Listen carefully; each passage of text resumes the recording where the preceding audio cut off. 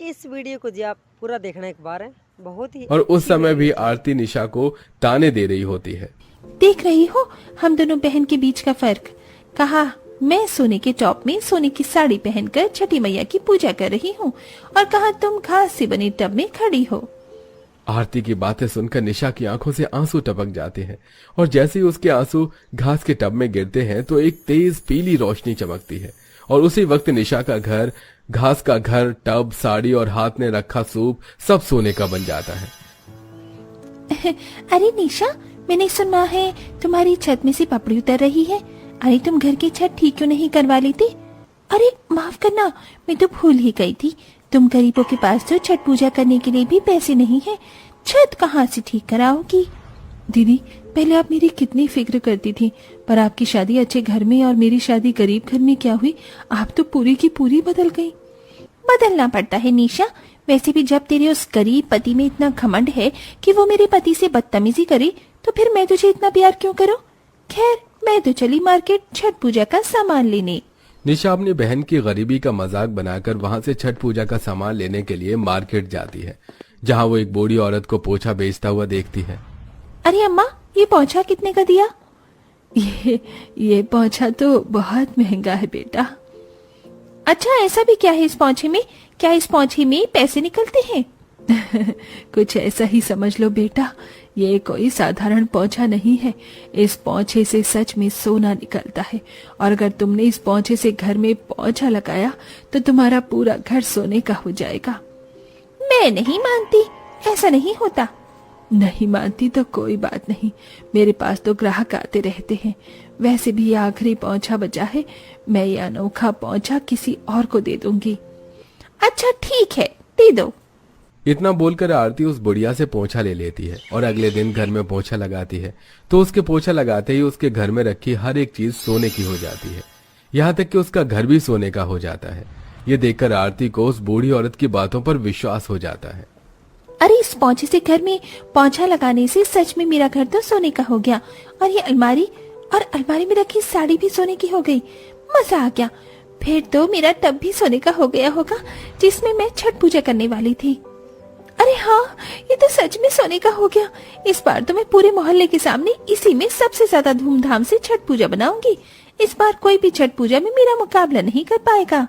जहाँ एक तरफ आरती पोछे का जादू देखकर खुशी से फूले नहीं समा रही थी, तो वहीं दूसरी ओर अपनी टूटी छत से परेशान आशा और निशा सूखी नदी के पास से मिट्टी खोद कर लाते हैं और विनोद से कहते हैं, विनोद जी, कल छठ है और छठ में घर गंदा नहीं रहना चाहिए, इसीलिए मैं माँ जी के साथ सूखी नदी से मिट्टी लेकर आई हूँ।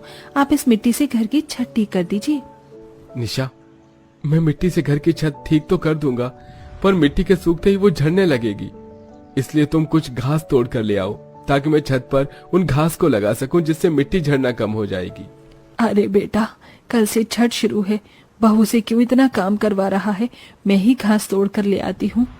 निशा अपनी सास और पति के साथ मिलकर घास और मिट्टी की मदद से अपने घर की छत को ठीक करती है और घर की सफाई करती है। पर नहाए खाए वाले दिन अचानक से आशा की तबीयत खराब हो जाती है, जिस वजह से वो अपनी बहू के लिए लौकी नहीं लेकर आ पाती और अब बेचारी निशा खुद लौकी लेने के लिए घर से बाहर जाती है, जहां वो अपनी बहन का सोने का घर देखकर हैरान हो जाती है। और तभी घर से बाहर आरती आती है और अपनी गरीब बहन को हैरान होता देख उस पर हंसने लगती है। क्यों आंखें फटी की फटी रह गई ना? ये सब कुछ छठी माँ की कृपा से हुआ है। छठी मैया की कृपा से मैं अमीर थी और आज और अमीर हो गई। न सिर्फ मेरा घर सोने का है, बल्कि देखो मेरी साड़ी भी सोने की है और तुम गरीब आज भी अपने इस गरीब खाने में रह रही हो। दीदी, ये तो बहुत अच्छी बात है कि छठी मैया की कृपा आपके ऊपर है और मैं तो छठी मैया से यही प्रार्थना करूंगी कि उनकी कृपा हमेशा आप पर बनी रहे। पर दीदी, इतना घमंड अच्छी बात नहीं। जिनके पास पैसा होता है घमंड भी उन्हीं के पास होता है। अब तुम जैसे भी गरीब लोग घमंड दिखाओगे क्या, तो छठी मैया तुम पर फूल थोड़ी ना बरसाएंगी। इतना बोलकर आरती अंदर चली जाती है और अपने पोछे को हिलाने लगती है और पोछे में से ढेर सारा सोना निकलता है और वो सोने से छठ के लिए सामान लेकर आती है और नहा खाकर अपना व्रत शुरू करती है। तो वहीं दूसरी ओर जब निशा बाजार जाती है तो उसे सब्जी के दाम बहुत महंगे लगते हैं और वो परेशान होकर एक दुकान के पास बैठ जाती है। बेटिया, आज से छठ पूजा शुरू है और अब तक मेरी कमाई नहीं हुई। मेरे पास ये पोंछा रखा है और मुझे पैसे की बहुत जरूरत है। क्या तुम मुझसे मेरा पोंछा ले लो और मुझे कुछ पैसे दे दो? पर अम्मा, मुझे पोंछे की जरूरत नहीं है। बेटा, मना मत करो, ये ले लो। मुझे पैसों की बहुत ज्यादा जरूरत है, पर ये पोंछा बहुत मनहूस है। अगर ये पोंछा इस्तेमाल करते हैं तो हमारी सारी चीजें घास की बन जाती हैं, पर मेरी मजबूरी है इसे बेचने की। अब मैं इन्हें कैसे समझाऊं कि मुझे इनकी बातों पर विश्वास नहीं, पर ये बहुत गरीब हैं, मुझे इनकी लाचारी समझनी चाहिए। ठीक है अम्मा, तुम ये पोंछा मुझे दे दो।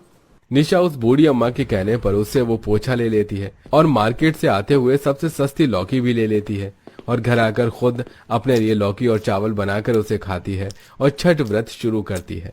और खरना वाले दिन वो जब गुड़ की खीर बना रही होती है तो गलती से आशा से जमीन पर पानी गिर जाता है।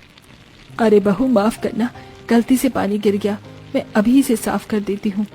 नहीं माँ जी, आप रहने दीजिए, आपकी तबीयत ठीक नहीं है, मैं खुद पोंछा लगा दूंगी। इतना बोलकर निशा खुद पोछा लगाती है और जैसे ही वो पोछा लगाती है उसका पूरा घर घास के घर में तब्दील हो जाता है।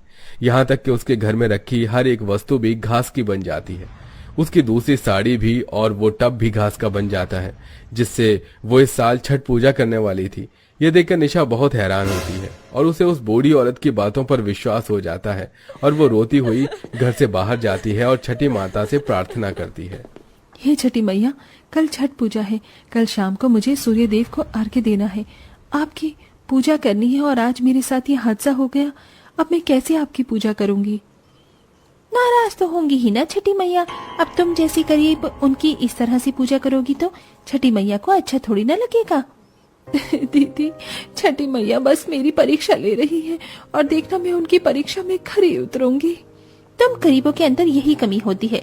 तुम्हें लगता है कि भगवान सब ठीक कर देंगे, पर भगवान उन्हीं की मदद करते हैं जो मदद के लायक होते हैं।